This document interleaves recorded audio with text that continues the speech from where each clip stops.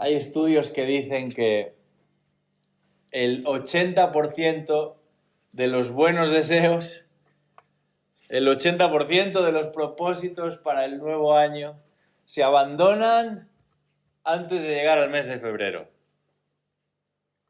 No sé si en este tiempo de final de año estabais preveyendo algún propósito, algo que añadir a vuestra lista de actividad, pero sería interesante pensarlo bien, porque son muchas las ideas, pero pocos los que las llevan a buen término. Un buen propósito para el nuevo año sería que nuestras propuestas tengan un mayor recorrido, particularmente nuestras propuestas con respecto al Señor. Y para este 2024 que está a punto de comenzar, quisiera proponeros algo que es más que un deseo. Se trata de una resolución, de una determinación personal. Y no es otra cosa que el que busquemos un mejor conocimiento de Dios. Esto puede parecer algo muy teórico. De hecho, muchas personas piensan que lo que Dios desea es que le dediquemos lo mejor de nuestras actividades o de nuestro tiempo, pero para hacer algo concreto. Eso de crecer en el conocimiento de Dios se queda ahí como en una nube, en el aire. Por eso muchos favorecen el que los cristianos hagan cosas en lugar de dedicarle al Señor simplemente nuestra persona. La Biblia enseña que no existe nada mejor que conocer a Dios. Y a lo mejor te parece que esto es algo exagerado, pero no existe nada más beneficioso para el ser humano que conocer a Dios. Pablo, escribiendo a los colosenses, les dice: no hemos cesado de orar por vosotros y de rogar que seáis llenos del conocimiento de su voluntad, en toda sabiduría y comprensión espiritual, para que andéis como es digno del Señor. Y añade a continuación: agradándole en todo, dando fruto en toda buena obra y creciendo en el conocimiento de Dios. No existe nada más beneficioso para el ser humano que crecer en el conocimiento de Dios. Y no existe nada más beneficioso para el creyente que crecer en el conocimiento de Dios. Y en esta noche quisiera mostraros 3 efectos transformadores que tienen lugar en la vida de aquellos que crecen en el conocimiento de Dios. No son para todo el mundo. No están a disposición de cualquiera que pasa por aquí. Ni siquiera para el que se dice ser cristiano, sino para los que crecen en el conocimiento de Dios. Y para ello os invito a abrir vuestras Biblias en el Salmo 139. Este es un salmo en el que se nos habla mucho acerca de la persona y el carácter de Dios, pero vamos a fijar nuestra atención en los versículos finales del salmo. Sin embargo, creo que va a ser bueno que lo leamos entero para entender algo más de lo que nos están diciendo aquí el salmista. Dice así el Salmo 139, así dice la palabra de Dios. Para el director del coro, Salmo de David. Oh Señor, tú me has escudriñado y conocido. Tú conoces mi sentarme y mi levantarme. Desde lejos comprendes mis pensamientos. Tú escudriñas mi senda y mi descanso, y conoces bien todos mis caminos. Aun antes de que haya palabra en mi boca, he aquí, oh Señor, tú ya la sabes toda. Por detrás y por delante me has cercado, y tu mano pusiste sobre mí. Tal conocimiento es demasiado maravilloso para mí. Es muy elevado, no lo puedo alcanzar. ¿A dónde me iré de tu espíritu? ¿O a dónde huiré de tu presencia? Si subo a los cielos, he aquí, allí estás tú. Si en el Seol preparo mi lecho, allí estás tú. Si tomo las alas del alba y si habito en lo más remoto del mar, aún allí me guiará tu mano y me asirá tu diestra. Si digo, ciertamente las tinieblas me envolverán y la luz en torno mío será noche, ni aun las tinieblas son oscuras para ti, y la noche brilla como el día. Las tinieblas y la luz son iguales para ti, porque tú formaste mis entrañas, me hiciste en el seno de mi madre. Te alabaré, porque asombrosa y maravillosamente he sido hecho. Maravillosas son tus obras, y mi alma lo sabe muy bien. No estaba oculto de ti mi cuerpo cuando en secreto fui formado y entretejido en las profundidades de la tierra. Tus ojos vieron mi embrión, y en tu libro se escribieron todos los días que me fueron dados, cuando no existía ni uno solo de ellos. Cuán preciosos también son para mí, oh Dios, tus pensamientos. Cuán inmensa es la suma de ellos. Si los contara serían más que la arena. Al despertar, aún estoy contigo. Oh Dios, si tú hicieras morir al impío. Por tanto, apartaos de mí, hombres sanguinarios, porque hablan contra ti perversamente, y tus enemigos toman tu nombre en vano. No odio a los que te aborrecen, Señor, y no me repugnan los que se levantan contra ti. Los aborrezco con el más profundo odio. Se han convertido en mis enemigos. Escudriñame, oh Dios, y conoce mi corazón. Pruébame y conoce mis inquietudes, y ve si hay en mí camino malo, y guíame en el camino eterno. En esta última reunión de estudio bíblico y oración, quisiera que pudiésemos dedicar este tiempo en la palabra a meditar acerca de la importancia que ha de tener para nosotros el tomar la determinación de crecer en el conocimiento de Dios, porque a través de este crecimiento experimentaremos al menos 3 efectos transformadores de los cuales nos habla este texto. 3 efectos transformadores como resultado de un mejor conocimiento de Dios. Y el primero de ellos no es otra cosa que reconocimiento. Versículos 17 y 18. Reconocimiento. Cuán preciosos, dice el salmista, también son para mí, oh Dios, tus pensamientos. Cuán inmensa es la suma de ellos. Si los contara, serían más que la arena. Al despertar, aún estoy contigo. A lo largo de este salmo, David ha venido reconociendo la inmensidad y la grandeza del Dios que nos preside y nos dirige y nos ha creado y nos sostiene. Y va a hablar de Él como el omnipotente, el que está en todas partes. También se refiere a Él como el omnipresente, el que rige sobre todo, el soberano. E igual que el salmista, nosotros, creyentes en virtud de la obra de Cristo Jesús, no podemos hacer otra cosa que alabarle. Eso es lo que los cristianos hacen. Eso es lo que la Iglesia cristiana ha venido haciendo desde su nacimiento. Reunirse con el fin de alabar a Dios y con el fin de cantar a Dios y acerca de Dios. Pero no nos equivoquemos, porque reconocer la grandeza de Dios, reconocer la superioridad de Dios, no es algo que llevamos a cabo de manera puntual. No es una actividad dentro del calendario semanal de la Iglesia, sino más bien tiene que ver con vivir a la luz de quién es Dios. Por eso se producen tantas contradicciones entre los que dicen ser creyentes y los que no viven a la luz de quién es Dios. Creyentes a verlos haylos, y muchos, y de todas las maneras y formas y colores. Y la mayoría afirmarán eso de que Dios es omnisciente, de que Dios lo sabe todo, pero luego tratarán de ocultar ciertas áreas en su vida sin que nadie entre, sin que nadie sepa.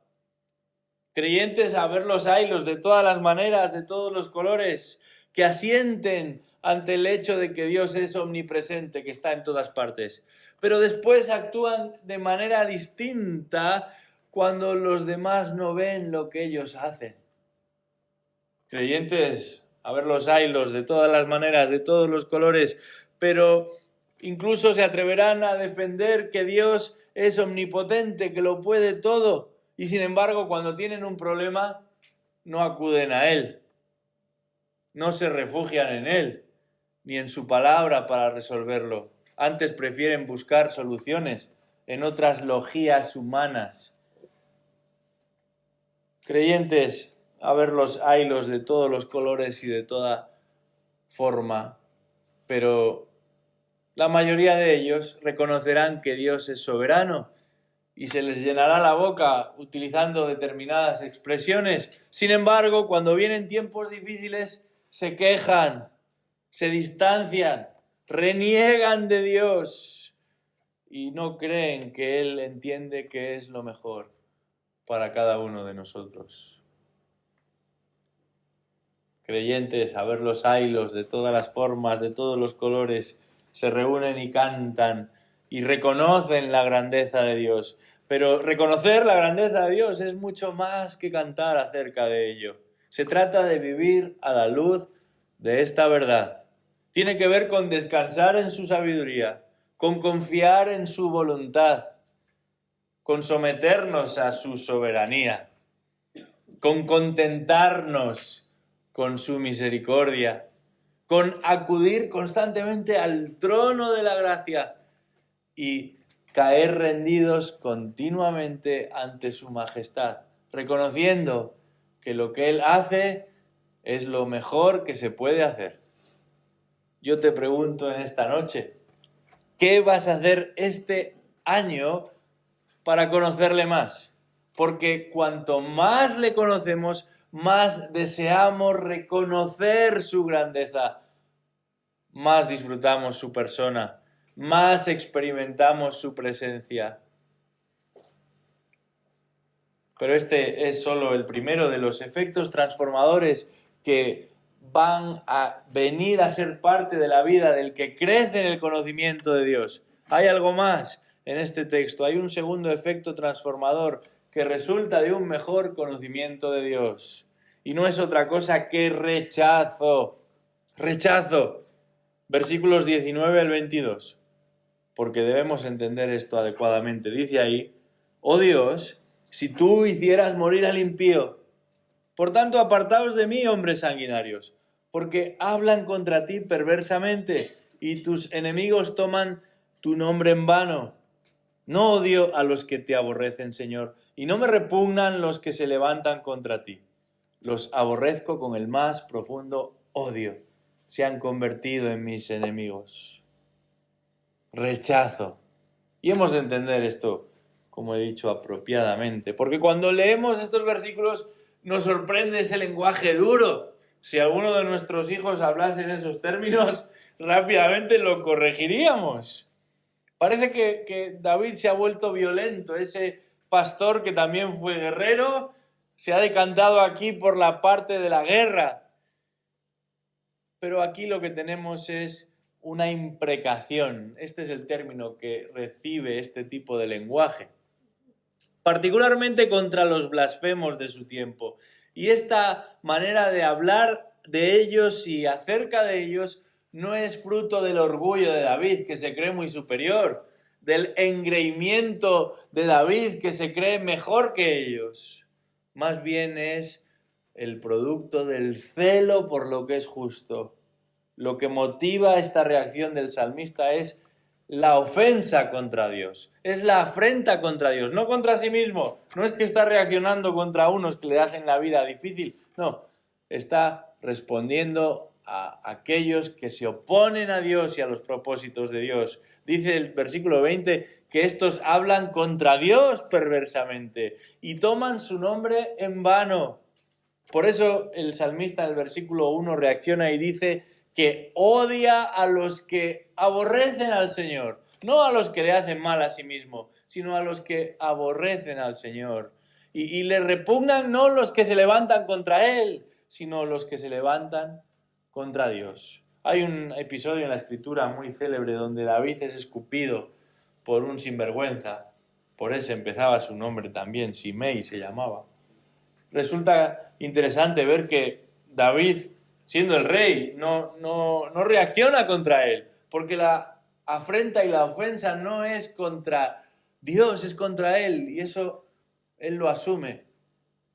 Así que notamos que su reacción no viene dada porque se siente ofendido personalmente, sino porque han ofendido al Señor de señores, al verdadero rey.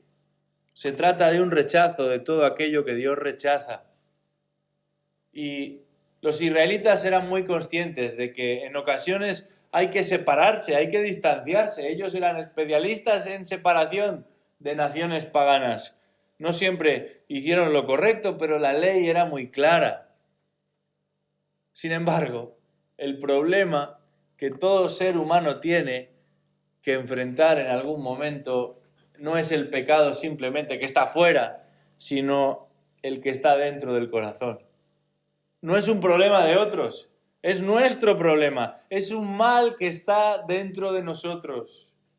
El religioso se compara con los demás y se desmarca de grandes pecados, pero los actos escandalosos de maldad nacen igual que todos los demás dentro del corazón. El que conoce a Dios sabe que su indignidad es innegable, le precede, está presente allí donde va. El que conoce a Dios sabe que por mucho que se esfuerce, en lo más profundo de su interior hay pecado todavía. Como decía Juan Calvino, el corazón es una fábrica de ídolos y en cualquier momento es capaz de modelar un sustituto o simplemente un obstáculo que dificulta el rendir a Dios el debido culto a su nombre. Y cualquiera de esos pecados resulta tremendamente obsceno delante del Dios santo y sublime. De manera que este salmo nos recuerda inevitablemente que el hecho de conocer a Dios nos lleva a reconocer su grandeza, pero también a rechazar aquello que Él rechaza, a rechazar aquello que resulta ofensivo a los ojos de Dios. Es decir, delante de aquel que establece cuál es el estándar de lo que es bueno y de lo que es malo, de lo que es mediocre y de lo que es excelente. Y gracias a Dios por la persona de Jesucristo. Porque sin el sacrificio sustitutorio de su Hijo, ninguno de nosotros podríamos estar, no digo aquí, sino en ningún sitio. La paga del pecado es muerte. Y dice el capítulo 8 de Romanos, en su versículo 8, que no podemos agradar a Dios. No es posible. En la carne no es posible agradar a Dios. Gracias al Señor por su Hijo Jesucristo. Gracias al Señor por el nuevo nacimiento. Gracias al Señor por la nueva vida en Cristo. Gracias al Señor por su justicia imputada a cada uno de los que vienen a salvación. Pero aún en ese estado debemos alejarnos, apartarnos, rechazar todo aquello que no agrada al Señor. Veníamos estudiando el tema de la conversión con un grupo y notábamos que el convertido a la luz de lo que la palabra de Dios enseña no es uno que simplemente se vuelve hacia Dios, sino que deja atrás también su vida de pecado. Conocer a Dios nos lleva a rechazar todo aquello por lo que Cristo murió. De la misma forma que cuando uno descubre que el agua en la que se estaba bañando estaba contaminada, sin importar por cuántas veces se ha sumergido en esa agua, no vuelve a tocarla nunca más. El que conoce a Dios se desviste del viejo hombre y se viste del nuevo hombre, creciendo, como dice Colosenses 3, versículo 10, hacia un verdadero conocimiento conforme a la imagen de aquel que lo creó. Conocer a Dios nos ha de impulsar a rechazar el pecado, pero también a rechazar cualquier sustituto sucedáneo de lo que realmente es justo. En estos días nos dedicamos a llenar la mesa de productos que normalmente no forman parte de nuestra dieta habitual. Y en Galicia, de donde yo procedo, en las fechas de Navidad se come mucho marisco. Y hay todo tipo de marisco ahí. Pero cuando uno visita otros lugares, se da cuenta de que le llaman marisco a determinadas realidades que no son marisco. Para la mayoría no existe una gran diferencia entre lo original y lo que llamamos sucedáneo. De hecho, es mucho más fácil conseguirlo, es más barato comprarlo, es más rápido prepararlo, es más limpio comérselo, no hay que pelar nada, no hay que pelearse con nada. Y uno se pregunta, bueno, ¿pero es malo comer sucedáneos? No es que sea malo, pero es otra cosa. Lo mismo sucede con la vida espiritual. La persona que conoce a Dios huye del pecado, pero también de cualquier elemento que sin ser directamente pecaminoso va a ralentizar su paso, va a confundir su travesía, va a distraerlo. Y eso incluye cualquier realidad a la que estamos dedicando demasiado tiempo y se convierte en un freno en nuestro transitar con Dios. Quizás hablemos de tiempo, o de recursos, o de preocupaciones, o de anhelos, o de entretenimiento. No es que nada de esto sea necesariamente malo, pero de alguna manera ocupa un espacio que debería estar siendo llenado por Dios. Está compitiendo con nuestra reverencia a la persona de Dios. Y eso es un problema. Así que yo te pregunto en esta noche, ¿qué vas a hacer en este año para conocerle más? Porque cuanto más le conocemos, más rechazamos no simplemente el pecado, sino nuestro propio pecado y también otros sucedáneos que nos limitan, que nos retrasan.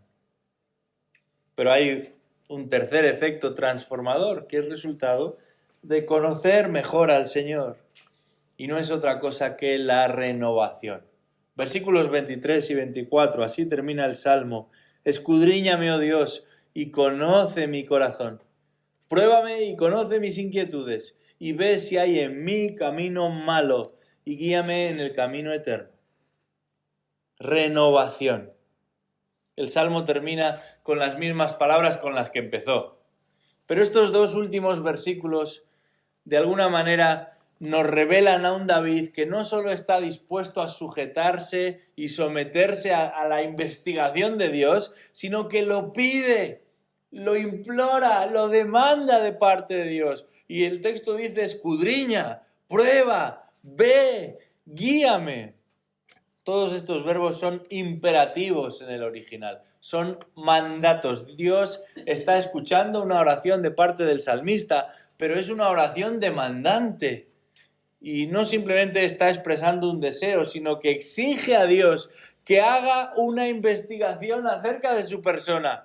Ese Dios que lo conoce todo y sabe todo lo que hay en el interior de David, es el que está recibiendo esta indicación de parte de su siervo. No simplemente como un trance por el que hay que pasar. Cuando uno está en el aeropuerto y tiene que atravesar el control de seguridad, se tiene que meter en una máquina y estirar los brazos, ponerlos en posición y hay un escáner ahí que hace un análisis y el que quiere viajar tiene que pasar por ahí. Pero esto no es lo que estamos observando aquí. No es que David dice, bueno, no hay más remedio para disfrutar de las bendiciones de Dios que él me haga un examen, un chequeo y a ver qué pasa. No, él anhela ser íntegro delante de Dios. Y esta es la muestra de que es sensible a la persona de Dios. El hombre y la mujer que conocen a este Dios están dispuestos a que Dios mida y examine sus vidas. Porque queremos andar como Cristo anduvo, porque ambicionamos el serle agradables, porque no hay mayor gozo para Dios que saber que sus hijos caminan en la verdad. Todas estas son expresiones del Nuevo Testamento que expresan cuál es el verdadero deseo, ese que David un día expresó también, cuando dijo que era mejor estar un día en la casa de Dios que 1000 fuera de ellos. Yo te pregunto en esta noche, ¿estás dispuesto a ser probado? ¿A dejarte guiar por Dios poniendo sus deseos por encima de los tuyos? ¿A ser examinado tan exhaustivamente como David pedía que sucediese con su propia vida? Recuerdo la primera vez que tuve que alinear las ruedas de mi coche. Yo acababa de sacarme el carné y para mí todo estaba bien, hasta que alguien que sabía del tema lo condujo e inmediatamente supo que había algo que no estaba en orden. Y efectivamente, por la parte exterior de las ruedas todo se veía bien, pero por dentro el caucho se había consumido y ya se veían las varillas, era un peligro. Así que tuve que cambiar las ruedas y alinear la dirección. Y una vez que conduje el coche, después de ese proceso, hasta yo mismo noté la diferencia. Eso es lo que hacemos al renovarnos a la luz de la palabra de Dios. Corregimos esos desvíos que a lo mejor conscientemente o inconscientemente ya forman parte de nuestra realidad personal. Y de alguna manera alineamos una vez más nuestra voluntad con la voluntad de Dios.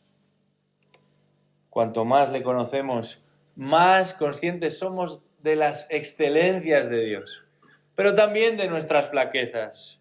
Cuanto más le conocemos, más conscientes somos de cuáles son sus propósitos para nuestra vida y de cuáles están siendo nuestros objetivos. Y eso nos lleva a renovarnos, a alinearnos una vez más, siguiendo sus propósitos y no los nuestros. Yo te pregunto en esta noche, ¿qué vas a hacer en este año a punto de comenzar, si el Señor lo permite, para conocerle mejor? Porque cuanto más le conocemos, más deseamos renovarnos delante de Él. Nosotros tenemos un privilegio único en la historia. Contamos con toda la revelación de Dios. No permitamos que sean otras voces ni nuestras propias ideas las que modelen nuestro concepto de Dios.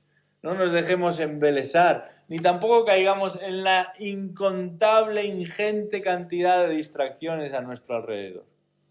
Aun aquello que aparentemente tiene el aspecto de espiritual puede ser una distracción. Aun estar tocando determinados materiales o invirtiendo tiempo en determinadas actividades espirituales pueden llegar a ser una distracción si no están bien dirigidas y orientadas. Seamos sensibles a su palabra, dediquémonos a la palabra y crezcamos en su conocimiento, porque no existe nada mejor a lo que dedicarnos que conocerle a Él. El profeta Jeremías así lo confirma en el capítulo 9, versículo 23 de su libro. No se gloríe el sabio de su sabiduría, ni se gloríe el poderoso de su poder, ni el rico se gloríe de su riqueza. Mas el que se gloríe, gloríese de esto, de que me entiende y me conoce. Pues yo soy el Señor, que hago misericordia, derecho y justicia en la tierra. Porque en estas cosas, declara el Señor, me complazco. Yo te pregunto en esta noche, ¿qué vas a hacer este año para conocerle más? Vamos a orar. Señor, gracias por este día y por tu palabra, porque ella nos revela un Dios glorioso y grandioso, majestuoso. No permitas que nos dediquemos a causas menores. No permitas que nos dejemos embelesar por realidades peores.